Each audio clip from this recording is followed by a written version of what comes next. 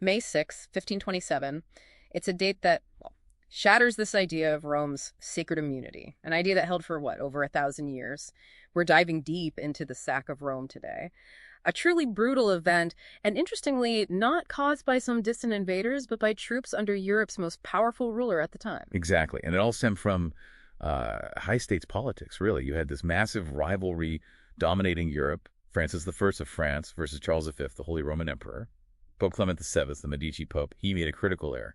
He backed Francis, forming the League of Cognac in 1526, basically trying to push back against Charles V's growing power. So the Pope essentially declared war on the emperor. Pretty much, yes. A massive gamble. And the sack of Rome was the direct result. Our focus today, though, is on this incredible story of resistance within the chaos. The 189 Pontifical Swiss Guard.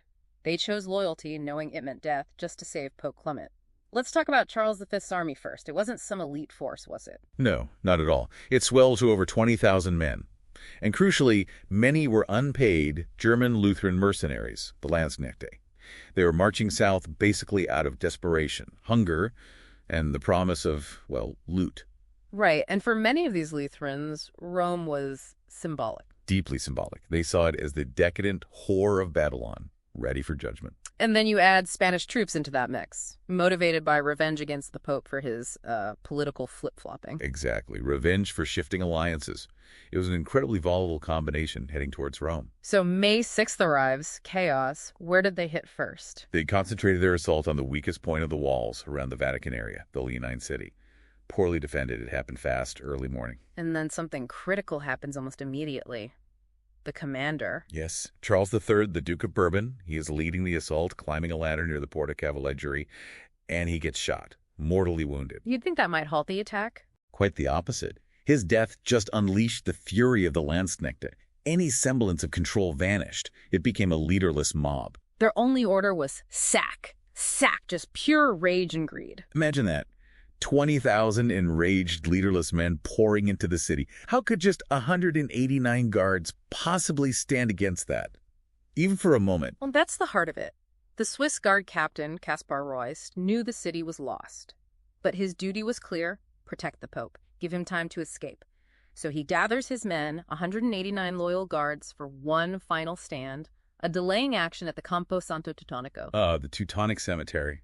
Right next to St. Peter's. Okay. That location is absolutely crucial, isn't it? It's the choke point, the only way the Pope could realistically get away. So the Landsknechte flood in. And the guard forms up like a steel-tipped forest of pikes, one account says, just bracing against this overwhelming tide. An impossible stand. Utterly. Captain Röist himself fell fighting. He apparently saw his own son killed right before he was cut down. But their sacrifice, it worked. It bought those vital minutes. Minutes for the Pope to reach the Piazzetta di Borgo. Exactly. That famous elevated corridor, 800 meters long, leading straight to the Castel Sant'Angelo. Safety. But the cost. Yeah. Incredible. How many guards actually made it? Out of the 189 who made that stand, 147 were killed right there, in the cemetery and around St. Peter's steps. 147. That's almost the entire contingent. It's sometimes called the Tapestry Massacre, right? Because it happened near some valuable tapestries. That's right. Only 42 guards survived to actually make it inside the Castel Sant'Angelo with the Pope. And the Pope was safe, but effectively trapped. A prisoner in his own fortress for 9 months.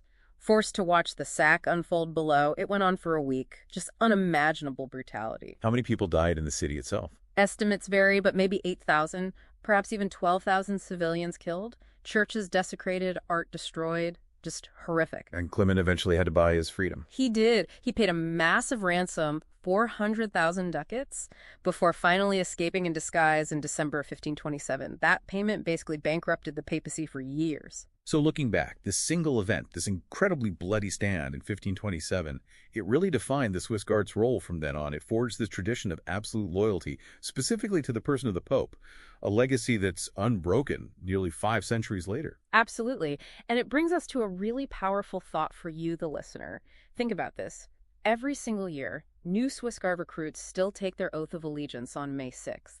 That specific date isn't ceremonial. It's a deliberate, constant reminder of 1527.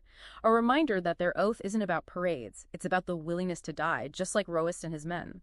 So what does it tell us about history, about loyalty, when one single, devastating military defeat shapes centuries of unwavering commitment? Something to ponder.